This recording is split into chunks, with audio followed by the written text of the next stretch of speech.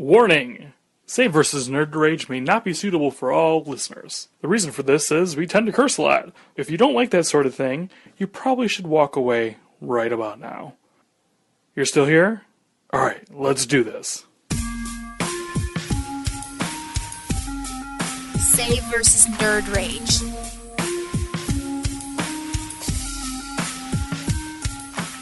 Welcome one and all to Save vs. Nerd Rage. We are your hosts. I am Doublenix. And I am Scott Zaboem. So, this podcast will be talking about a lot of things. We're going to be talking about TV shows, games, movies, all that. But you'll see heavy focus on tabletop gaming. As the show name implies, we are pretty heavy into the tabletop gaming scene. We really like that a lot. So, you're going to get a lot of information on that. We're going to try to keep a specific focus on the indie side of things because we think the indie crowd does not get enough love. We love indie stuff. So if anyone from the indie crowd wants to talk about their products, feel free to contact us. We'd love to have you on and talk about your product, especially if it's doing something new and different in the game. We really like innovation and things like that. So feel free to contact us. If any of you guys out there have any suggestions on what you would like to see in the show, please let us know. We want to be more community-driven than just us coming up with topics. So feel free to contact us. You know, this is a two-way street. We want to keep communication open and do things that you want to see. So, yeah, let us know. Great. We're going to be discussing novels, webcomics, and lots of tabletop gaming stuff. But why should you listen to us? Who are these two guys anyway? Well, let's talk about that. What is the origin story of Doublenix? Origin story. Back in the day, I was living in the sewer, and this green ooze came through the sewer grate, landed on me, transformed me into Doublenix. No, not joking. Seriously, though, my name is Daryl. I have a wife and 2 kids. The oldest is 3 years old, and the youngest is 5 months. So that's my family background. Currently working as a computer guy. I've been doing that for over 15 years now. Everything comes from that, really. You know, when you're in IT, you have a certain tendency to look at systems and things like that, and that lends well to gaming. How I got into computers was my grandpa had a Commodore 64 that he got from work, and the first thing that he taught me how to do on that, and I'm not even joking about this, he taught me how to pirate games. So he had a stack of games and showed me how to copy them, and really back then there wasn't any type of copy protection, so it was really easy. I mean, the most complicated copy protection back then was, you know, the manual had some kind of piece of information that you had to reference to or that was called upon in the game, and you had to look it up, and if you didn't have it, then you couldn't proceed in the game. That's about as complex as it got back then. So, you know, when he got a new computer, he handed me his old Commodore 64, and I was hooked. I mean, that thing was amazing to me. I remember just, you know, being on it all the time. I got the big old floppy disk drive, and I had the the cassette tape player, which was in the cassette tape player, you know, it actually had data on it. For those of you who remember that, it was a very long time ago. Yeah, it was very, very cool back then. And I just remember, you know, sitting there working on the VSync. The monitor had a VSync problem, and it would just flip all the time. So, like, I had to sit there with a little dial, and it was worn from all the people fixing it over the years because it was a hand-me-down monitor.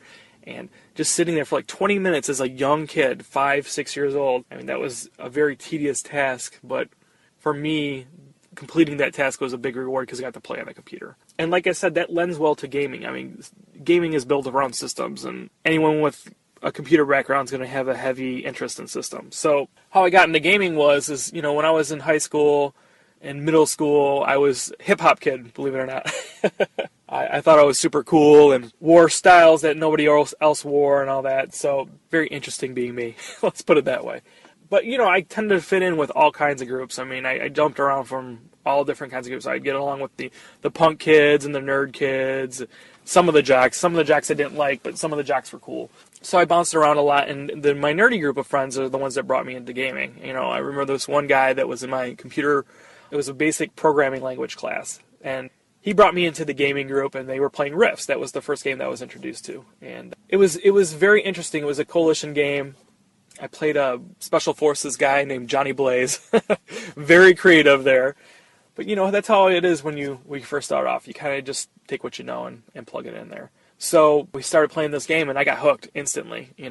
As a teenager, I was going out and doing dumb things like drinking and stuff like that. But once I got in with that group, I really lost the interest in drinking and shifted that to games. I know it sounds crazy, but yeah, it was really interesting to me because, drinking is easy. Anybody can do it. But to play a game well, it takes a special kind of person. And you got to really pull from a lot of places.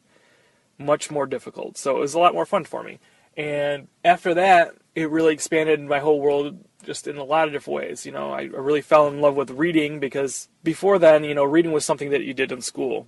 And this game introduced, with its heavy background in mythology and things like that, you get little hooks and go, oh, I want to research this. I want to research this. And then we eventually went to D&D and other games like that. But, D&D brought in a whole series of books, like the Elminster books that my buddy really liked. And he said, why don't you try this out? And I'm like, okay. And it was enjoyable to me. So reading became more about fun. So that led me down this path now where I love to read all the time. And I have a thirst for knowledge, and it's constant. I can't get enough information. So I guess those nerds help seed my nerddom. So, yeah, that's kind of where I am now. So this podcast pulls from a lot of places for me. A is obviously the tabletop gaming. I mean, that's going to be a focus for us here. But I don't have as strong a background as Scott in tabletop gaming. So I'm going to be relying on him more for that. Probably your more quality information regarding that is going to be from him. For me, I'm also really into video games and all kinds of TV shows and stuff like that. And I try to look at all these things that I'm into and putting them through filters of video games and my systems background and things like that, and really just analyzing things in a different perspective. I don't have any formal game design training or anything like that. But like I said, my background has me looking at things in a systematic way a lot of times. So hopefully you get some good stuff from me and Scott, and hopefully you enjoy this podcast. Well, that's enough from me. Scott, what's your background? What's your origin story? Well, do you know how some superheroes have mysterious origins? That's kind of my situation, because I actually don't remember mine that well. I'm an amnesiac. Now, honest to gosh, I really am. I have almost no childhood memories. But I remember enough. My first experience with roleplay gaming was back when I was a kid. A neighbor who sometimes babysat for us, an older teenage guy, tried to introduce me to the game Dungeons and Dragons. I had seen some of his books, they looked interesting. I asked him to run a game for me. And he tried, but I just flat out did not get it.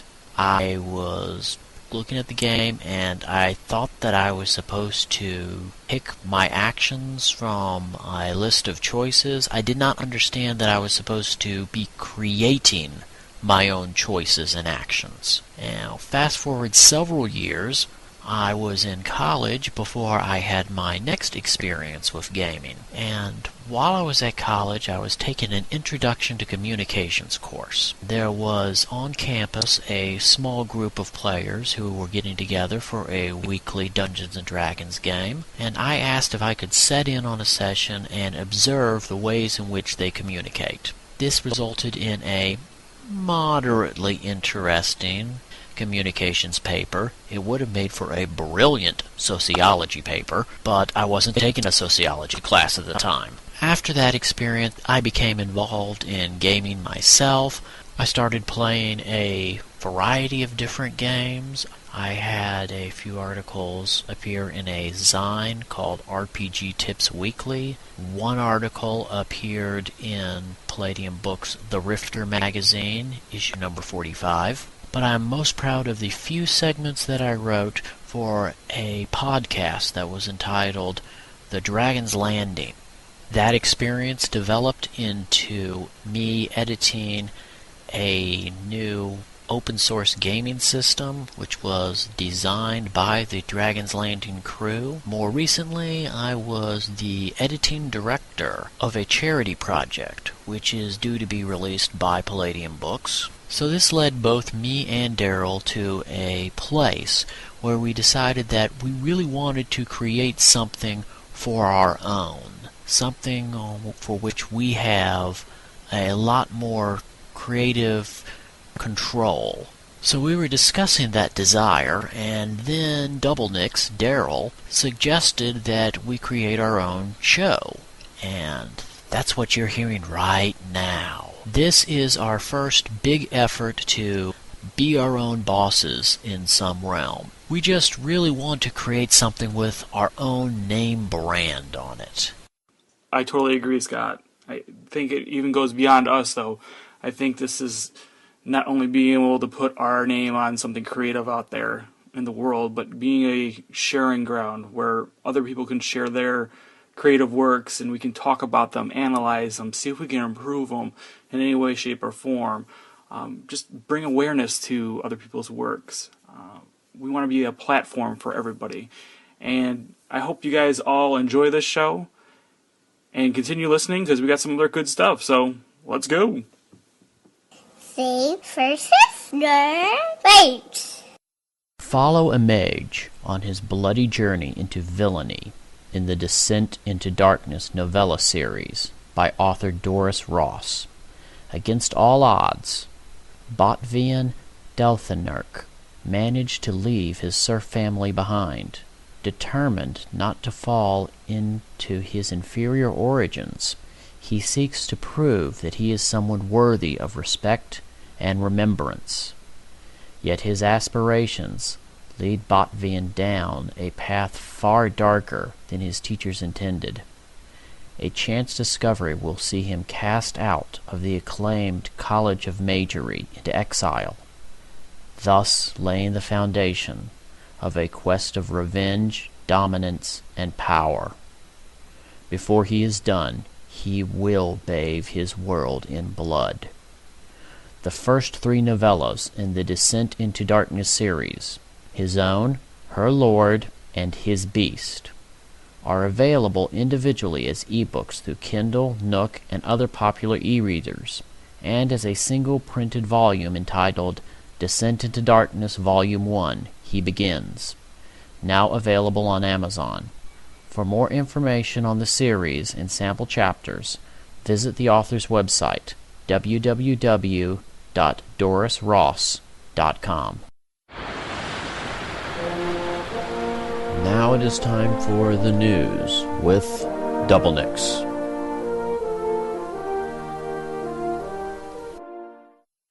Kotaku reports that Disney has shut down LucasArts, the video game company known for a number of Star Wars games, obviously, and some classics like The Curse of Monkey Island, Grim Fandango, and one of my personal favorites, Maniac Mansion.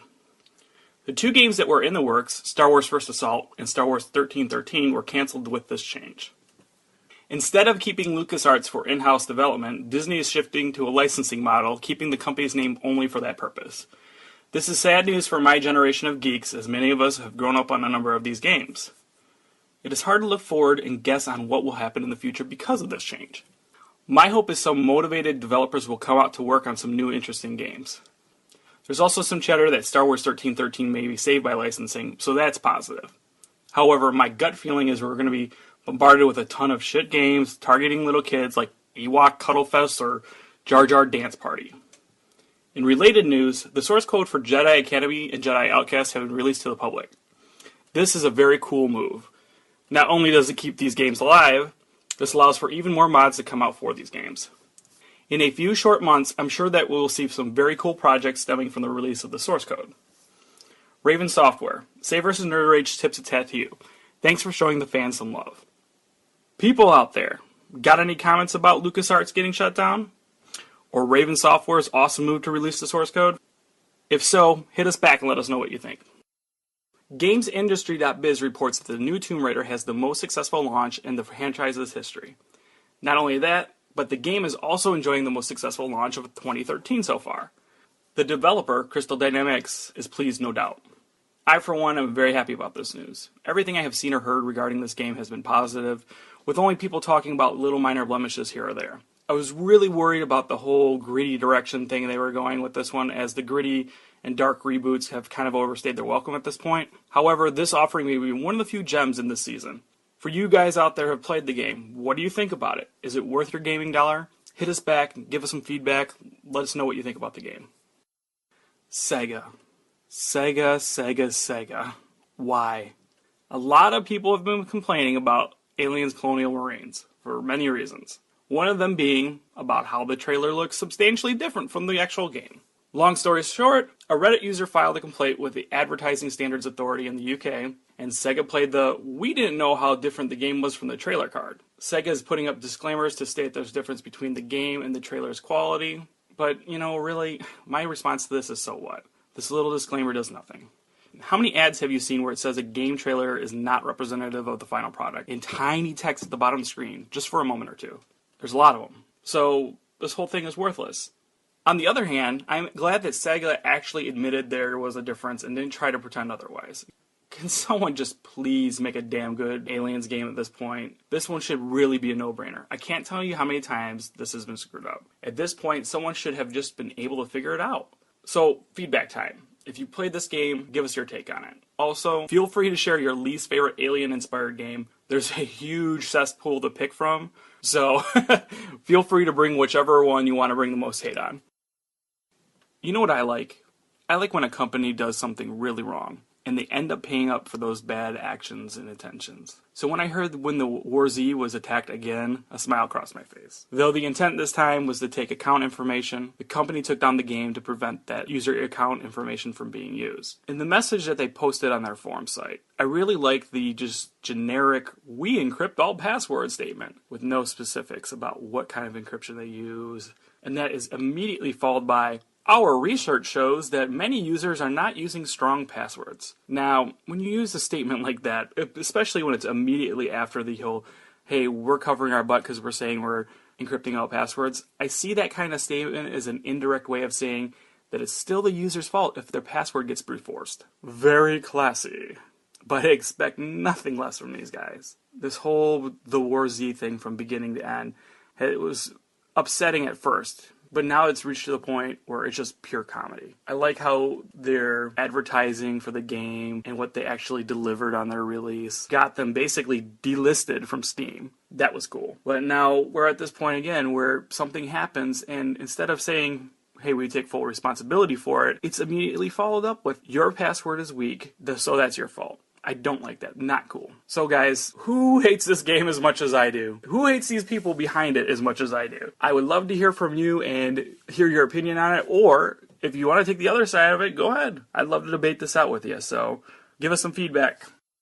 So guys, what will you be doing the weekend of April 30th? I'll tell you what I'll be doing. I'll be playing the Neverwinter MMO, and I suggest that you all follow and do the same. This free-to-play MMO is going to open beta, so that means you all have the chance to jump in and check out the game before it comes out. I haven't been able to check out too much on this game yet, but from what I see, I think this could be something that sticks around for a little bit. I'm really hoping that this becomes the solid D&D MMO we all have been waiting for. For me, D&D Online just doesn't cut it. I want to see this Neverwinter MMO. Luckily, we will all have the chance to play and see what this one will be like. Come join me on the weekend of April 30th. Who knows? Maybe some fans of the show can get together and party up. Maybe I can join you guys and we can all get together and do some serious damage. Look for updates on our Twitter, Facebook, and Google Plus pages to see when I pop on. I'll put a little note there saying I'm playing the game so you can join me. And hope to see you guys there. Let's go have some fun. You ever have a moment when you post something online and wish you could take it back? I bet that Adam Orth at Microsoft is having one of those moments. He tweeted the following, probably thinking nothing of it at the time. "Sorry, I don't get the drama around having an always-on console. Every device now is always on. That's the world we live in. Hashtag deal with it." Okay, that's the little quote there. In regard to his opinion on the subject, I totally agree with him. Pretty much everything is either always on and connected, or it's heading that way. But when you throw that hashtag deal with it at the end of the message, it changes the entire tone of that tweet. Rather than expressing an opinion, using that hashtag deal with it, change the message so it sounds like this. People who don't always want an always-on console can go to hell, and you need to shut your freaking mouth. Stop whining. That's pretty much how the tone of the message changed with one simple hashtag. Advice for Adam. In the future, you might want to get someone else to read your tweets before you go public with them. I have no doubt that you didn't intend to be a prick on the matter, but it really did come off that way. For you guys who have seen this message, or this is the first time hearing about it, what do you think about this message? Do you think it's offensive at all? Do you understand why people got pissed off about it? Or do you think everyone's overreacting? Hit us back, let us know. In other news, fans are mourning the very recent loss of Roger Ebert. Roger Ebert was easily the world's most well-known film critic and very influential among critics of all media. Save vs. Nerd Rage will be hosting a roundtable discussion of Roger Ebert in an upcoming episode. Fans are also mourning the imminent loss of novelist Ian Banks. Banks was a mystery and science fiction author whose first novel was The Wasp Factory, a mystery published in 1984. He is perhaps best known for his science fiction series of novels and short stories called the Culture series. He announced recently that he has terminal cancer and is expected to be dead within 6 months. On the day that he received this news, he proposed to his longtime girlfriend by saying, "Will you be my widow?" Yeah, that's pretty much perfectly his dark sense of humor. Oh my god, I think I just read the best news story ever. It's from very early in January, but apparently some kid was playing some war game in China very, very frequently, and his dad didn't like it. So what did his dad do? He's got a 23-year-old kid. Kid doesn't have a job. So they apparently have addiction centers out there for video games and computers and stuff like that. But he doesn't try to send him to that. So what he does is he contracts assassins within the game to hunt down his son's character and frequently kill him. Kill him enough in the hopes that he rages out and doesn't play anymore. How freaking cool is that? First of all, you gotta give the dad creativity points. I don't think many dads out there would come up with a solution like that in order to get their kid off video games. And it's brilliant. I mean, you would think this works. You would think this would work just like a charm. Every time this kid logs in, snipers are taking him out at range. He can't stay alive for more than a couple of minutes at best. But the kid toughed it out. He kept playing. He didn't rage out by it. So he does his little investigation to figure out what the cause is for these constant attacks. One of the attackers slip and say, "Hey, your dad hired me." So this kid, gotta give him credit for this, goes to his dad and says, "Hey, I'm not just slacking off. I'm trying to find the right job before I transition into it." And yeah, that could be a bullshit excuse. Apparently this kid worked for a software company and washed out after 3 months. But the fact that he stuck it out and all that, and then went to his dad like a man and said that. So I gotta give the kid credit.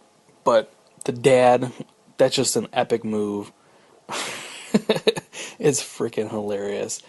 I love how his dad had that creativity to go after it. Attack the problem in a different manner than the typical parental response. So yeah, I'm really happy about this. It just makes my day. I'm very angry. As we come closer to the end of the show, we'd like to end it on a personal note.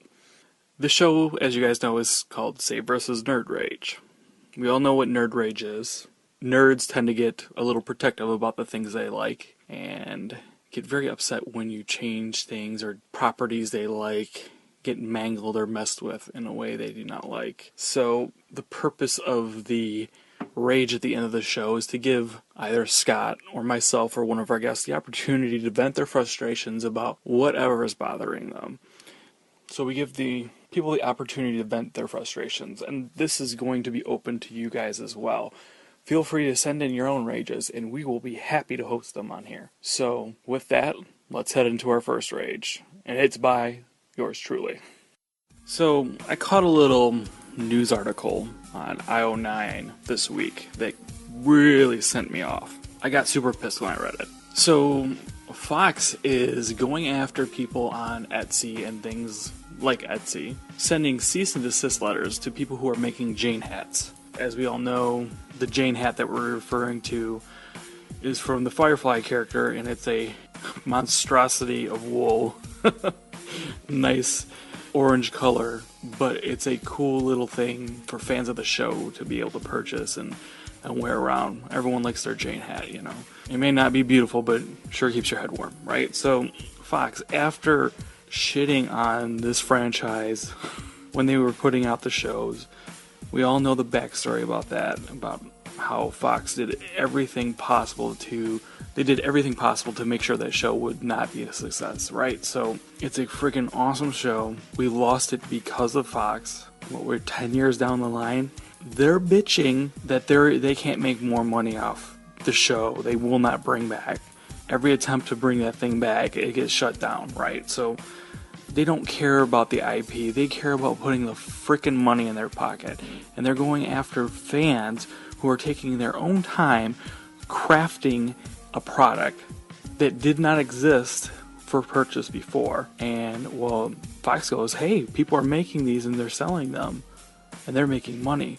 Oh, let's go license this out to ThinkGeek and some other company to make officially licensed hats so we can put more coin in our pocket on a franchise we don't give a shit about, that we won't do anything with, that fans are ravenous for something new, but we won't let anything happen with that franchise. It infuriates me. There's been a couple companies out there who pulled the same crap, going after people on Etsy, sending cease and desist letters, making them take down copyrighted material because they're making a little bit of money on it. For the people on Etsy, it's not about making money most of the time. Yeah, they can put a little coin in their pocket, but they usually keep it really close to what the cost for them is, because it's about creating something and putting it out there and having someone appreciate it, right? So companies that come in here and send these cease and desist letters out trying to protect their IP, and I do slightly respect that. However, I think there's bigger battles to be fought if you're trying to protect your IP. Let this occur. Let people on Etsy create things and sell them. Let people on DeviantArt go ahead and, make versions of your characters in whatever form they want, right? Go after other companies that are trying to steal your IP. Don't go after artists and fans. All you're going to do is piss them off, right?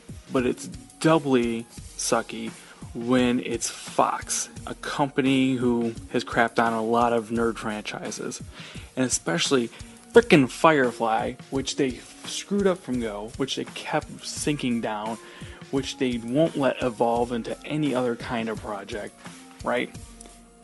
And it's 10 years after the fact, and now they're still trying to, quote, protect their IP by shitting on every one of the fans for that show. I wish I could send them a cease and desist letter to tell them to stop being assholes. That's how ridiculous this has been. The whole Firefly thing as a whole, but this Jayne hat thing just sent me off. And I'm sure a lot of fans of Firefly are out there screaming at this thing too. So guys, are you one of these fans that are pissed off about it? Hit us back. If you got something that you actually want to say, record it, send it to us. Post it online. Maybe you'll see it on the show. But damn guys, I'm pissed about this one. I'd like to hear what other people got to say about it. So, use the feedback. Come and let us know what you think about this crazy shit. End rant. Do you want to contact the folks at Say vs. Nerd Rage? Well, there's a lot of different ways of doing that. You can catch us on Twitter at Say vs. Nerd Rage. You can catch us at Gmail at sayversusnerdrage@gmail.com. You can also catch us on Facebook. Guess what that name is? Say vs. Nerd Rage. Look us up. You'll find us. Feel free to send comments, feedback, or all the hate in your heart. We welcome it. Thank you, and have a wonderful day. Filled with rage.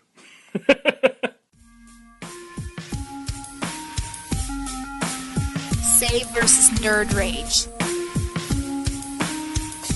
This week's music brought to you by MAFX at Profit Motive Media. We have also used the Tiberian National Anthem by Tanner Helland. which is generously released and licensed under a Creative Commons Attribute Share-alike 3.0 license at tannerhelland.com.